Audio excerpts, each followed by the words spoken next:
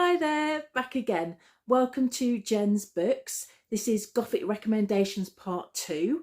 I've got a massive pile of books to go through with you, recommendations, and I hope that there's something amongst all these that takes your fancy and that you enjoy. As always, it would be really lovely to know whether you've read any of these books, whether you like them, whether you don't. Obviously, as readers, we all look for different things in novels and short stories, so it might be that you don't like one of these books, and in which case I still really like to know what your thoughts are on them. But I've got a few classics to start with, books that probably don't need a lot of introduction, and then quite a big stack of sort of more modern reads that you might not have heard about before, or you might be familiar with but you might like to pick up. So right, so I'll start. I mentioned this in my previous video, but Mary Shelley's Frankenstein, you can't go wrong with that one. It's just a fantastic book. It probably doesn't need a lot of introduction. You're probably aware of Frankenstein, even if it's, from the Hammer horror movies, you'll have an idea of the plot and what's going on. But Mary Shelley, she wrote this as sort of a result of an evening with her husband and friends around a fire when they were reined in, and they all decided to write ghost stories, and that was where it came from.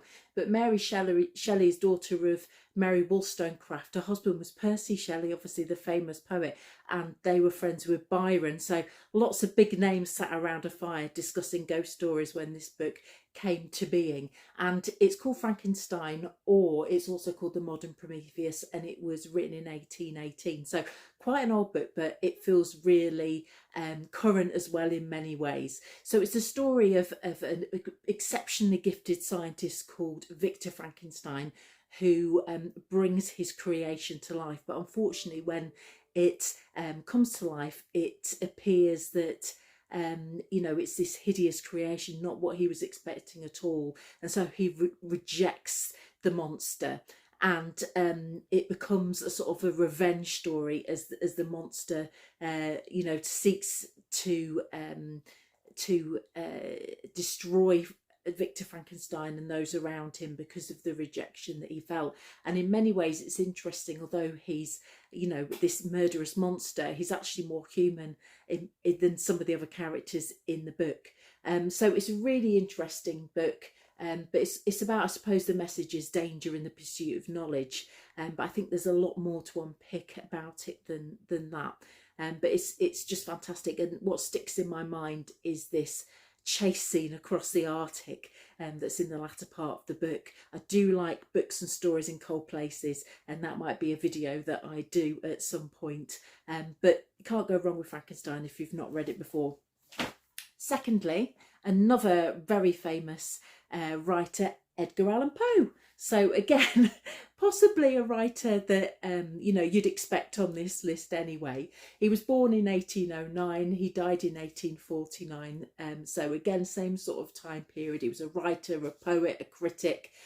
He's probably most known for his short stories and poetry. You've probably heard of The Raven. Even The Simpsons have skitted that in one of their episodes, but which I just loved. But to me, it always reminds me of Hammer horror movies and Vincent Price. I think that was where I first came across Edgar Allan Poe. I didn't know anything about him really before that.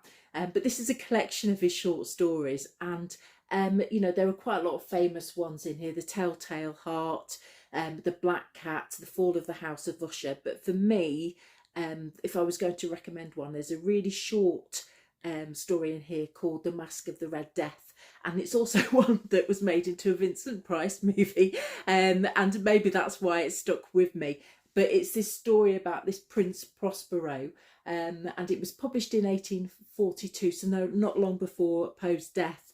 But in the story, which again sort of resonates after everything we've been through recently with COVID, Prince Prospero cuts himself off from everybody around him when there is a plague hitting the country where he lives. So he throws this beautiful masked ball in his castle, but he can't keep death out.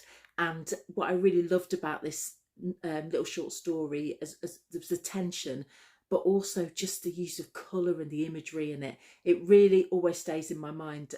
But his short stories are fantastic anyway, and certainly worth looking at. The Pit and the Pendulum, The Pit and the Pendulum is another one that's also really enjoyable, really macabre and dark. Talking about short stories, I always also wanted to mention The Yellow Wallpaper, which is a short story by Charlotte Perkins Gilman. And this is another quite old one. It was written in 1892, and this is a collection of her short stories. But in particular, The Yellow Wallpaper is one that stays in my mind and that feels really contemporary even today. And it's kind of a reflection on the treatment of women at the time when it was written, but it's about a woman who's recently been given birth, and she's shut away in this room, and around her the walls are peeling with this yellow wallpaper, and she starts to see things in the yellow wallpaper, and she starts to hallucinate, and it's kind of a breakdown in her mental health, but it's really haunting and beautifully written. And if you've not read it before, I definitely recommend it. You can probably find it online as well because of the age of it. Another book that I see quite often as people's favourites is I Capture the Castle by Dodie Smith. This was written in 1949 and it's set in 1930s England. So it's a first person narration of our young heroine called Cassandra. She's 17 and it's kind of a coming of age story. She lives in this crumbling house in the middle of, or castle in the middle of the English countryside, and it's all ramshackle and falling apart, and it's about the dynamics between her and her family. It's about first love, it's about broken hearts, it's about betrayal, and what sticks to me is a scene when they lock the father in the tower because he has writer's block, he's a writer, and they lock him in to try and get him writing again. But it's really atmospheric. It's a really interesting portrayal of a young woman at that age, really accessible and enjoyable read. So on to some more modern books. This is a book by John Connolly, The Book of Lost Things. It was written in 2006. You might know John Connolly for his crime fiction, which is probably what he's most famous for. I love this one-off standalone book of his. On first reading it, it's a fable, it's like a rewriting of a fairy tale. On first reading it, I got the impression, or you get the feel that it's for children, but it really isn't. There's lots of dark stuff in here, but it's incredibly well, just beautifully written, and gripped me and kept me reading throughout. So if you like that kind of fairy tale fable element in your writing, then this is one to pick up. But basically it's a story of a 12-year-old boy called David, who's lost his mother and he's in mourning for his mother, and his books on his shelf start to whisper to him, and they come alive to him, and he disappears through a crack in a wall to this strange world and this strange quest. So it's a sort of folklore fairy tale, but it feels, as I say, like it could almost be young adult, but it definitely isn't that. You know, there are some dark issues and events that take place in this book, but it was completely unexpected to me, but really, really enjoyed it. I also wanted to mention The Loney, which is by Michael Hurley. Andrew Michael Hurley. He's written a few sort of Gothic novels. It's definitely his area. This one was written in 2014, but he's also written one called Starvaker, which I really enjoyed. But he's just a master at the atmosphere of the Gothic novel. And this is a story about two brothers, Smith and his mute brother Hanny, and they go on a church trip to this really isolated little village on the coast in Lancashire, and it's based in the 1970s, and they're going, really, it's a sort of pilgrimage. They're looking for healing for Hanny, who's mute, and it does happen, but it's different than they expect. They have this chance meeting with this girl called Elsie outside this sort of mansion in the countryside, and everything takes a sort of dark twist, but yeah, it's the atmosphere for this one for me more than anything. I really got sucked in. It's one of those really cozy, feels cold and wet, and living in the northwest in Lancashire, it sort of rang some bells to me as well. But he's certainly a writer to look into. And this one's slightly different. This is Patrick Susskind, Perfume. This is one that you may have heard of before. It was made into a film, oh, about probably 10, 15 years ago. It was one of those films that I took my sister to see, and she came out and said, why do you always take me to go and see these weird films? It was so bizarre, but I really, really love the book. It's about this, it's called The Story of a Murderer, but it's about this guy called John Baptiste in 18th century France, and he's incredibly gifted with his olfactory senses. So he makes perfume, and his descriptions throughout the book are really focused on what the character can smell. It's incredibly vivid and unusual, and he becomes obsessed with creating the perfect scent, which he thinks is an amalgamation of maidens. So he goes around killing young ladies. He kills about 12 to capture their scent and to make this amazing, irresistible smell. But it's just so unusual. I know people who didn't enjoy this book, but I really, really loved it. Really highly recommend it. He gets what it deserves at the end, but it's just so unusual. It's but that for me, that those senses, those descriptions of France are just so vivid and disgusting and bawdy that it's just worth reading. It's so unusual. I've never read anything like it since or before. I wanted to mention this collection of short stories by Mariana Enriquez. There's actually 2 collections of short stories that I'd recommend of hers. The other one is called The Dangers of Smoking in Bed, and she's just this absolutely fabulous Argentinian writer. And this collection is a collection of short stories based in Argentina, in Buenos Aires, and they're graphic, they're unsettling. There's women setting themselves alight in protest. It's dark, terrifying, compulsive. It's really sort of gritty stuff, but she's just a fabulous writer. They're translated by Megan McDowell, but as I say, this and the other collection as well, the Dangers of Smoking in Bed, are just fantastic. So if you wanted to pick up short stories, something you can read a bit at a time and put down, which is just great. Sometimes that's all you want to do, but you still want to be scared out of your skin, this is a writer that you want to look into. Her short stories are just out of this world. I think they're great. And we also have Silvia Moreno Garcia, Mexican Gothic.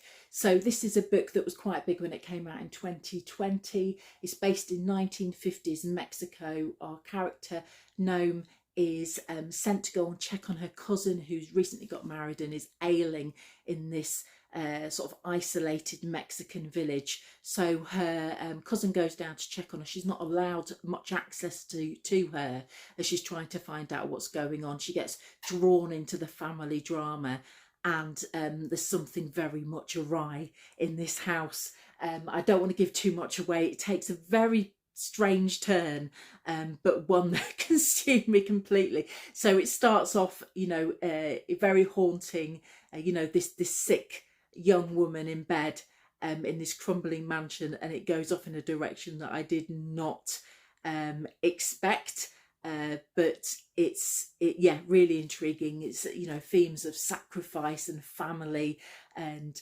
continuing tradition, but yeah, really interesting. So if you want something that's again unexpected and goes in an interesting direction, Mexican Gothic is certainly worth picking up.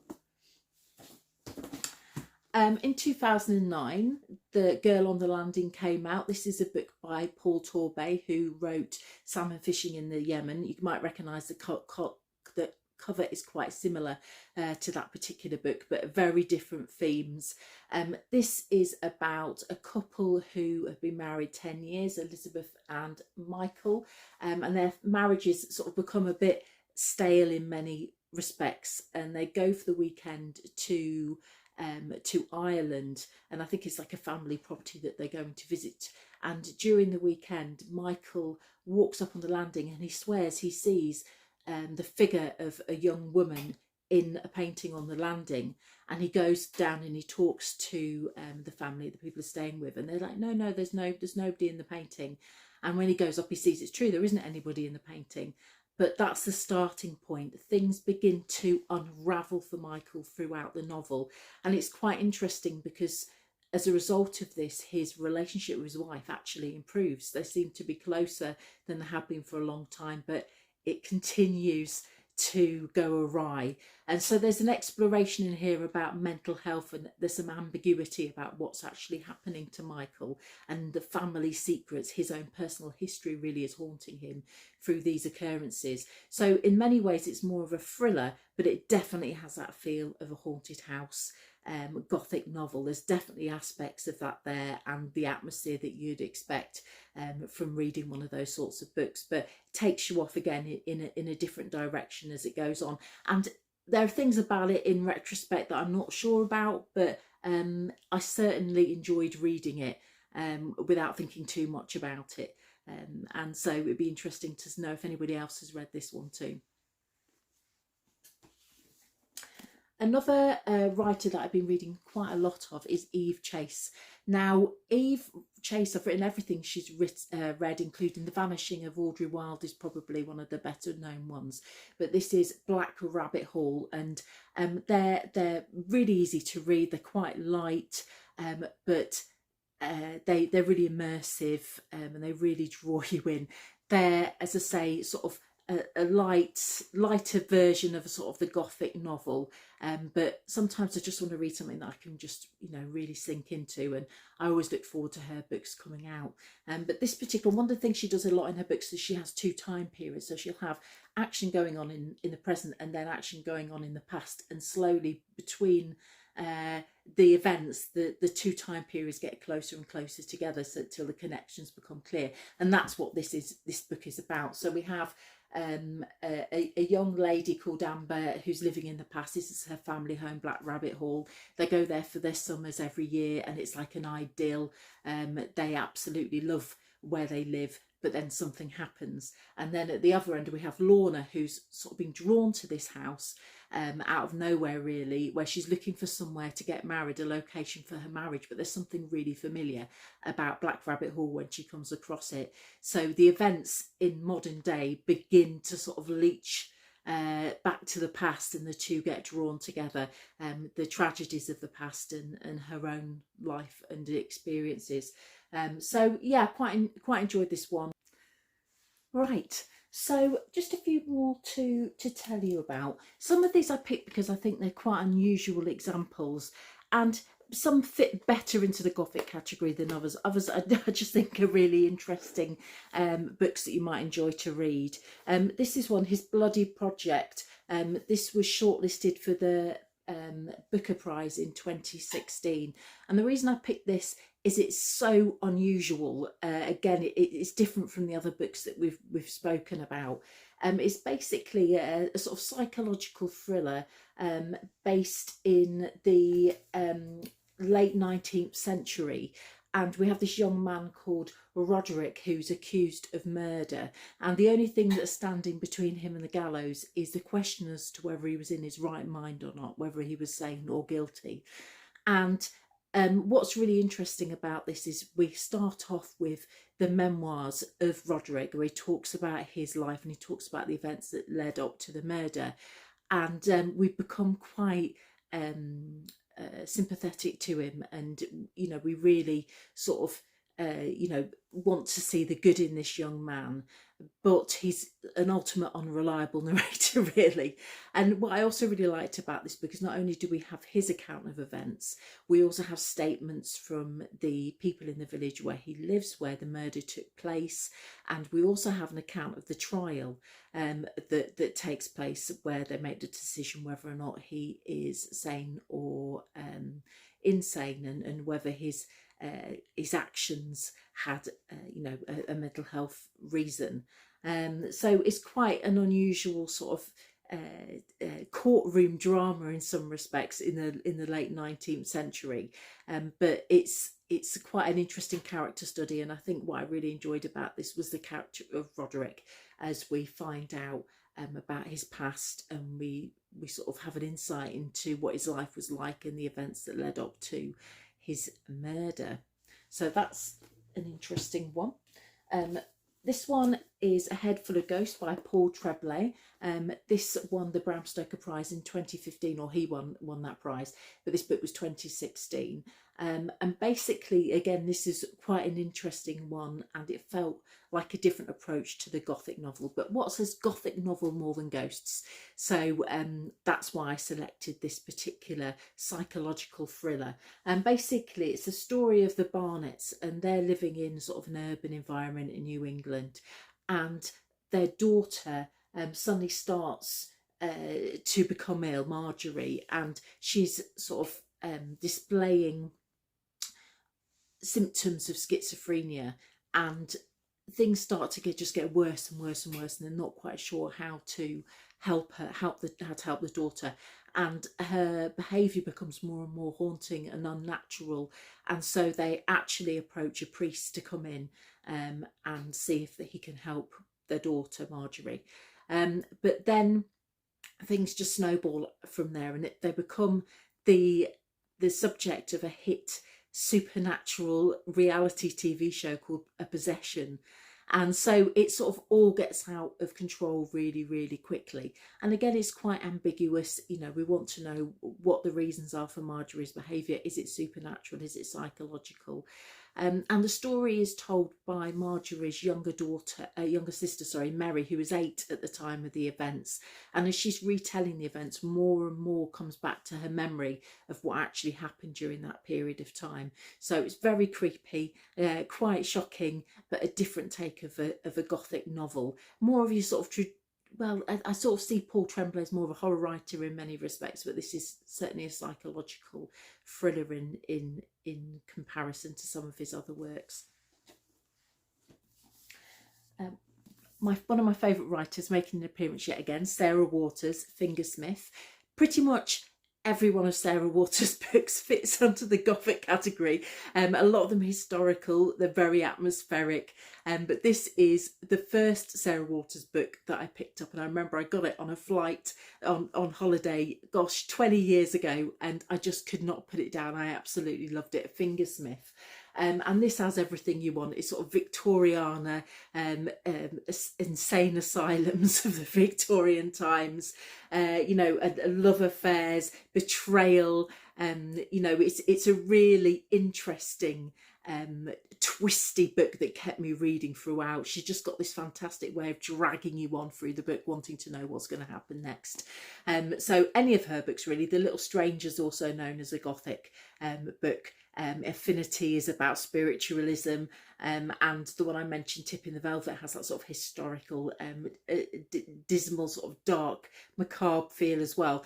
But this one in particular, the first one I picked up, I just couldn't put it down. And it's the story about Sue Trinder in 1862. She's growing up an orphan, and she's growing up in a very deprived situation, but she lives with like a house of thieves really, and they hatch a plot for her to work with this gentleman who's trying to persuade a young woman with money to marry him, with the goal of putting her in an asylum and taking all her money. That's the goal. And they take Sue on to kind of help with this. She's working as a maid, but things go off in a different than expected direction, and Sue falls in love with the woman that she's looking after.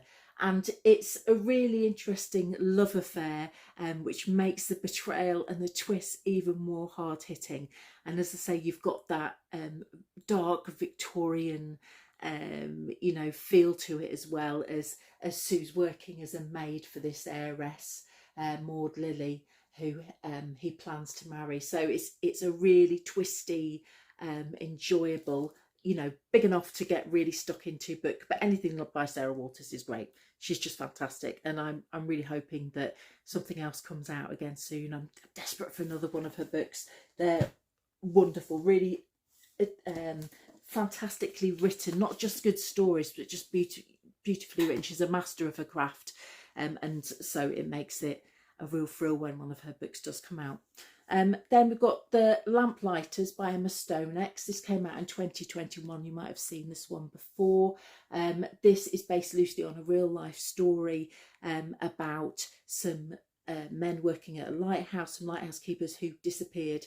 And she's taken that story that actually happened and has made a story about it based in the 1970s, and it jumps between the events on the lighthouse that lead up to this disappearance of everybody just vanishing, and their families, the wives that are left on the mainland, and their relationships and interactions, and the impact that the vanishing of their husbands and boyfriends has on them as a unit. And again, really good atmosphere, really interesting. I mean, it's about a lighthouse, it's got to be good. But it's one of those where I think the mystery is more engaging than the actual result of what's happened. But it definitely pulled me on, and I certainly wanted to read it on, about what's happened. So and why these men had just disappeared completely, and it's told through a variety of different narrators as well, so we're getting different perspectives on the events as they unfold. Next we have Hilary Mantel, who you probably know from all the Cromwell books. This is Beyond Black, though. This is her, I think it was the last book before she started writing those books, but it was published in 2005. It's really clever and it's really original. It's not something that everybody is going to enjoy. The plot isn't particularly linear. It doesn't really go in the direction you expect it's going to, but the characters are really interesting. So we have our central character, Alison, who's a psychic, and she's travelling the UK, visiting theatres and giving messages to people from the beyond. But her spiritual guide, Morris, is just this psychotic clown, basically. But what he actually is an embodiment of the mistreatment and the difficult situations and experiences of her childhood. So we have Alison, who's an interesting character in herself, and then she has her colleague as well, who is coming round with her.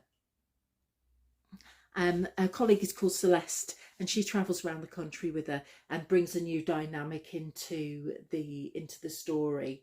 In some ways it kind of feels unformed, but I really, really enjoyed it. She's just a fantastic writer, Hilary Mantel, and the tone and mood from the opening onwards draws me in as they're driving on the motorway, and the way they describe what they can see around them in this sort of dismal English day as they're travelling to their next date. But yeah, really interesting and unusual exploration of the psychic, and is it real or isn't it? Just a couple more now. One I think is one of the greatest Gothic novels that I've ever read, Diane Setterfield, The 13th Tale. So if you like Gothic fiction, you may have come across this particular book before. It's just wonderful. It makes me mad because I had this on my shelf for ages before I picked up. I couldn't get past the opening chapters where we have our character, our narrator Margaret. She's working in a bookshop, and I just couldn't get past the opening. It didn't grip me at all. I didn't want to read it. I couldn't understand what the fuss was. But then I sat down and I persevered, and it is just fabulous. It's one of my favourite Gothic novels of all time. Definitely highly recommend. It's wonderful. So basically she's also an amateur biographer, so she's working in her father's bookshop, but she has this other side to her life as well. And the other main character is a celebrated writer called Vida Winter, and for some reason Vida invites Margaret to come and write her biography. No one has managed to get through the doors before to tell Vida's story, but Vida has discovered that actually she's dying, and this is her opportunity to tell her story. And this has everything. It has a crumbling mansion, it has doppelgangers, it has so much. It's going for it. It's just wonderful. And as Margaret explores Vida's story, her own life experiences and background also get drawn in to the events. So you might have seen this was actually turned into a TV programme, I think, a few years ago, but the book is just fantastic. And then the characters of Vida's, this is really vibrant and dominating woman, and her just crazy childhood that led her to become this writer. It's just another one where you just get dragged throughout, turning the pages. You just can't stop reading it. So definitely ending on a high note with Diane Setterfield. And if you like that one, you'll Also enjoy Once Upon a River, which is another book by Diane Setterfield, which was written in 2018. It's it's historical fiction, this one. It's based along the edges of the Thames in a pub. It's all about storytelling and folk tales. And basically one night everybody's in the pub and this man comes in with carrying the body of this dead young girl who's drowned in the Thames. But then the girl comes back to life, and as a result of this, the story spreads, and 3 families come along, all claiming that the girl is their daughter. So it's all about their families and the interactions between them. But again, quite dark, quite gothic and twisty. It takes a while to get going. But if you enjoy A 13th Tale, I think you'll probably enjoy this one too. And I wanted to finish with a few honourable mentions that might be of interest to you as well. So we've got Carlos Ruiz Zafón, The Shadow of the Wind. If you like descriptions of libraries and twisty places full of books, that's one for you. It's a mystery that's based in Barcelona, and he's written a whole series of books, but I particularly enjoyed The Shadow of the Wind. Then you've also got some, you know, more of the sort of classics that you might not have explored before, like Henry James' Turn of the Screw and Oscar Wilde Portrait of Dorian Gray. But those are just my recommendations. I'd really love to hear what books you would recommend I read as well, that perhaps you've really enjoyed in the Gothic genre, or any other genres that you'd like me to explore. But I hope you've enjoyed that whistle-stop tour of Gothic recommendations. I hope you find something on that list that you enjoy. And I'll speak to you again soon. Thanks, bye.